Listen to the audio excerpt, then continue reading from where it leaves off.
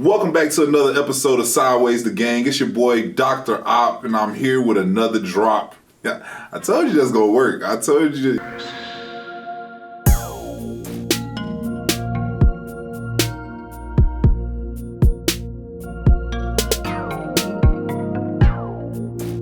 So today's episode will be brought to you by ForeverReal.tv and Up Close Studios. We're here to give you a little bit more of the history of Sideways. You know what I'm saying? So this is Sideways the Gang. We told you how it started with Optomystic. Next episode, I will be bringing a guest on to give you a little bit more history of the creation. But for right now, we're going to dive deep into these college years that I didn't talk about. Because what I was looking at when I re-watched the episode, I was just like, I'm leaving out so many people, so much knowledge, so much just experience that people really don't understand, like how I even get from optimistic to sideways. You know, we ain't even started Sideways from the history that I've given you. So it's like, what is the bridge? Where is the gap? I met Rico. And then what? You know what I'm saying? So that's what I'm going to be going over today. Pretty much giving you some of the music that we created in the meantime, between time. But it's really not about the music right now. It's about what led me to become a rapper, an artist, a creator in general. So with this episode being brought to you by ForeverReal.tv, I want to tie in that artistry that I learned through Forever Real. Sideways Incorporated. Sideways Incorporated.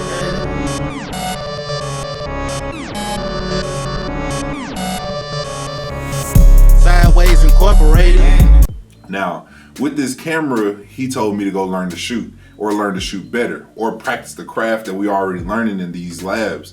So it's like in class, we shooting certain things, but out of class, I'm also shooting. So you catch me shooting parties, you catch me shooting fairground turn-ups, you catch me shooting little local events, social events, everything, whether it was for the frat, whether it was for this group or that group, putting on productions everywhere, like Dancing with the Cats. It was all because this man gave me a camera and was like, you know, see what you can do with this. It was a Nikon, like D2100 or something like that.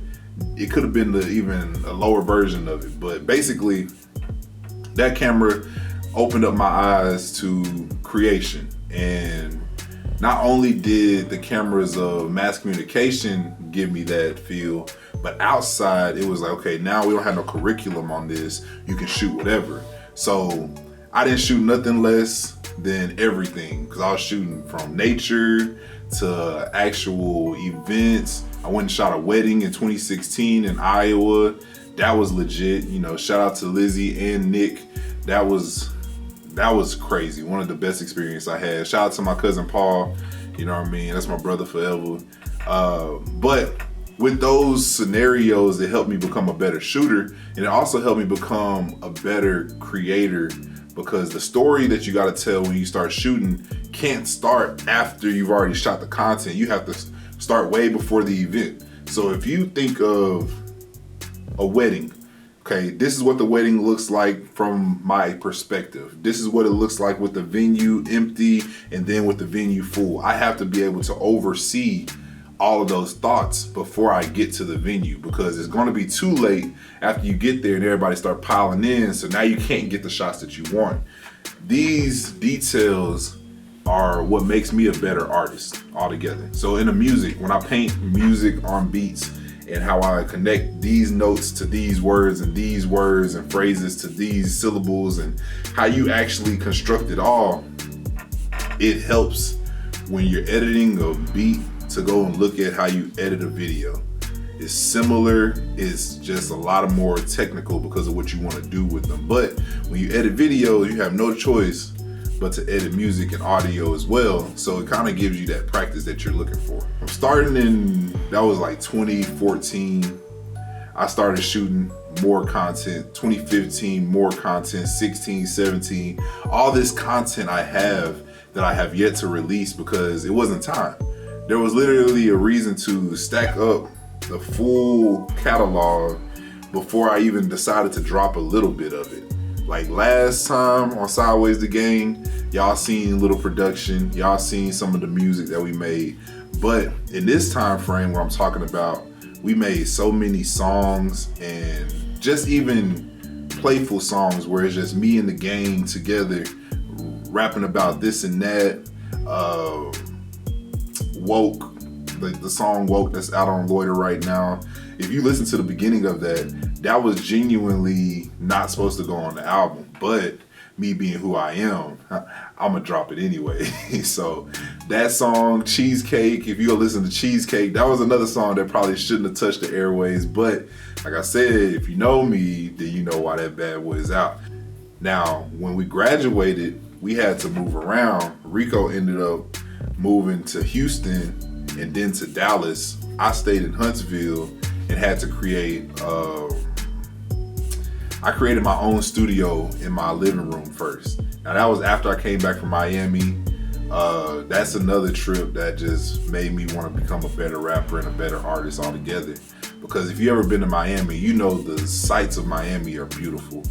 And I was out there, I pretty much got sent out there through FEMA working with them. So it's not a problem having a bag while you're in Miami getting to enjoy that. It was really amazing. One of the best experiences, I can't lie. But moving forward, we got back, me and my boy Sheck got together and we was like, okay, I got this and this to make a studio. You got some of the knowledge. Let's get together and figure out what these sound like. So if y'all ever hear Malik or y'all hear Grundy or y'all see him in the video For the Thrill, my boy Sheck is a big reason that I even understand a lot about the music that I understand now. Because we went through track after track. We tried some stuff, retried some stuff. It was one of those situations where underground music really is built underground. Like, you know, you got to start in the mud before you even get to the top of standing on something. And different songs like five finger discount on a plug. You know, there's no other way to explain that song. That's just what it was. Songs like Brown Paper Bag. There's a lot of tracks that me and Sheck cooked up before we actually got to Sideways Records because it was a practice. You have to practice before you perfect your talent, and we was in that practice stage, and man, too many sessions, too many freestyles, it was just a lot. So you can catch me working like 100% of the time. Well, I say I give 50% to work, 25% to class, and 25% to ass. And that's how I kind of spent my college days. The 25% to the class would be where I learned and I got out of school, basically working on my degree. The 50% was me having to pay for my bills and stuff because when I first got to college, I was on scholarship. So in Iowa, I was playing football on scholarship. When I got to Sam Houston, it wasn't the same vibe. My team in Iowa went 14-0, won the Natty Championship, and I was sitting in Huntsville just sick. I was happy for them, but I was sad because I wasn't there. There was a lot of hatred in my heart. I was going through a lot. But that's what really pushed me towards the art, is because it's like, if you don't have a way to express that, like I was used to expressing it on the football field. You know, you work out all the time, you got all these people around you as a teammates, and if you're going through something, they could be there for you, or you could take out the anger on the field, and you know what I'm saying, through all the energy that you're expressing, you don't really have time to start feeling other stuff. But when you take all that away and you have to readjust your life, when you have to find that new team, find that new camaraderie, find a new purpose, it always takes a toll on you because it's a process.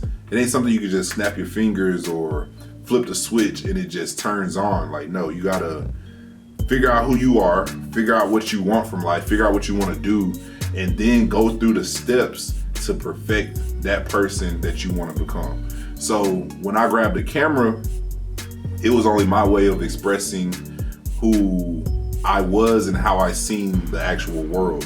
So it let me pick up certain things that I would never get to see again and show myself certain things that I didn't know that I needed to perfect or get better at, because I could look back at the footage and be like, okay, that's not how we shoot that, or that's not how we should shoot that.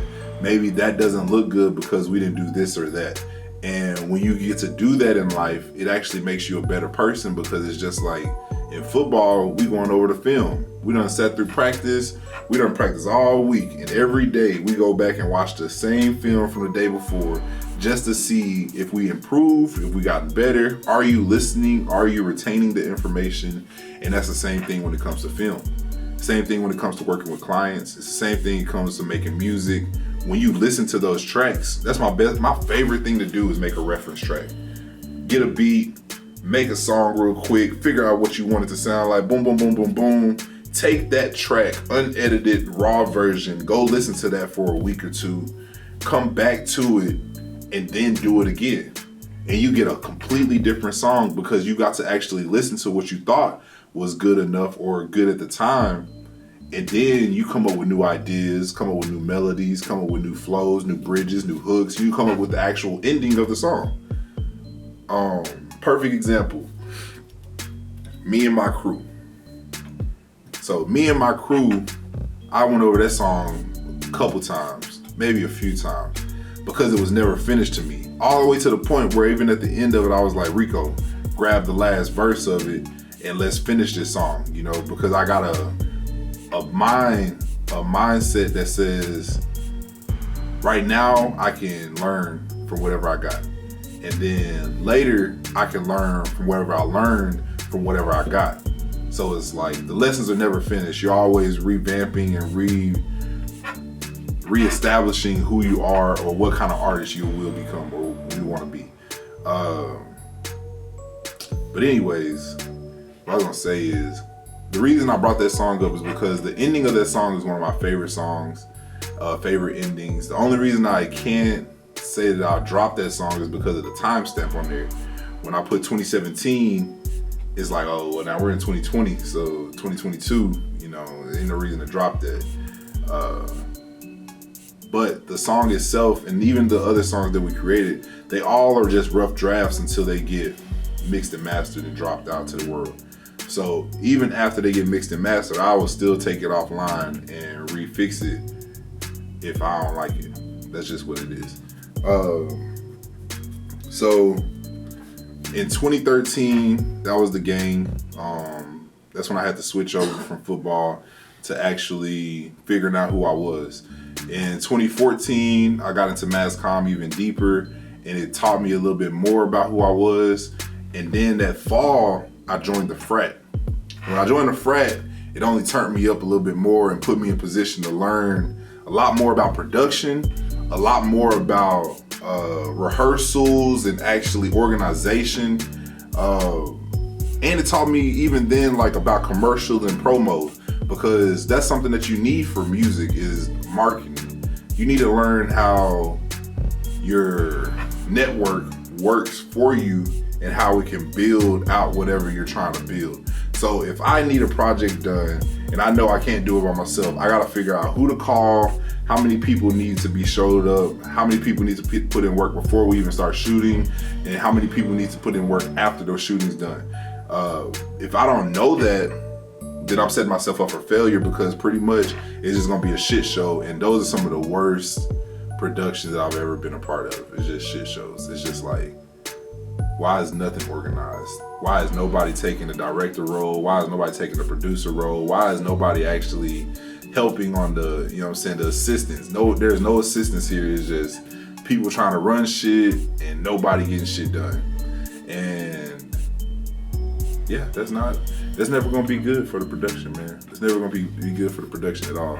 So when I found my team, it was just the people I hung around. Like the same team I roll with now are the same people back then that I was like, okay, I'm in a new place, who I'm gonna rock with, and then boom, my boy Cam, yep, my boy Chris, yep, Shaq, yep.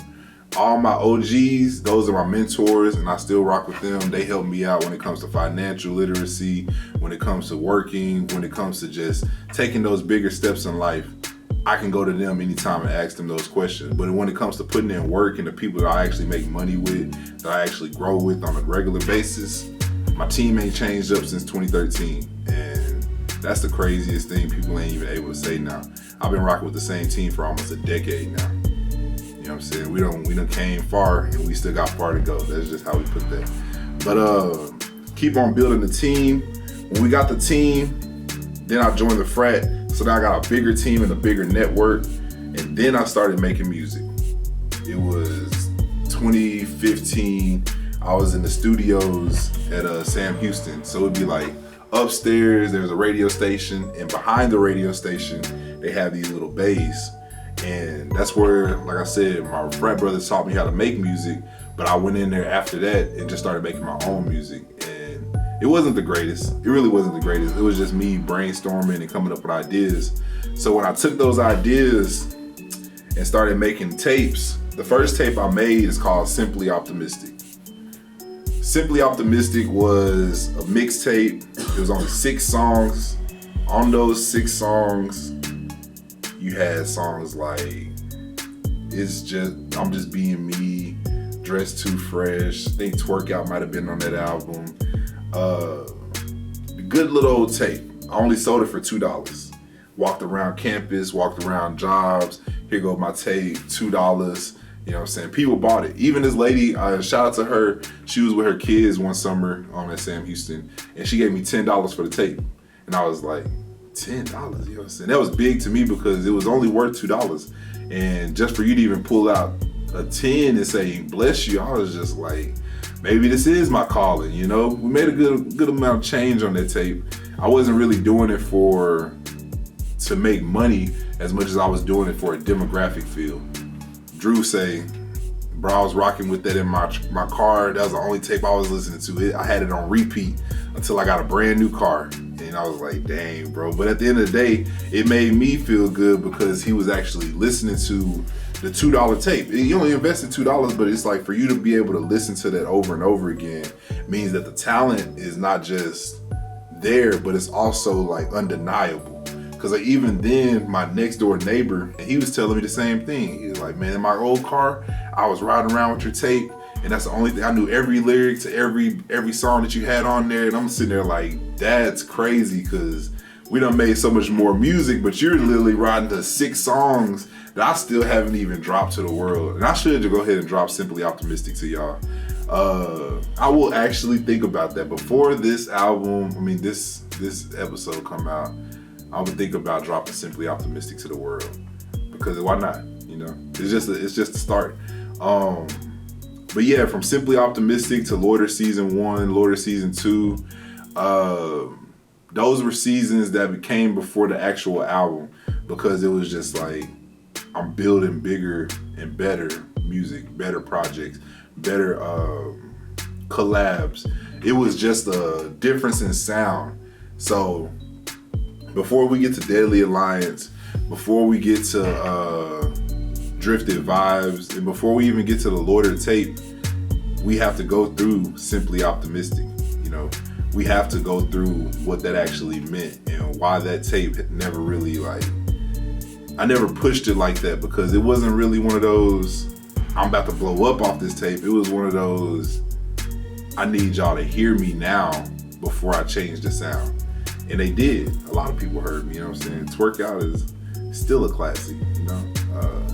And there's still songs, like I said, back in 2017, I could have dropped me and my crew with that tape. I just didn't want to timestamp any of my projects, which is, I guess, backwards, because it shows you growth as you timestamp them. But, you know, looking forward, I got a lot of timestamps that I can place on these videos. And now that we're doing the content and everything differently, it just gives us more room to play with. So more videos to make, more projects to come out with, more marketing strategies, and just more genuine content for the people. Like, just so y'all know where I'm at and where I was at.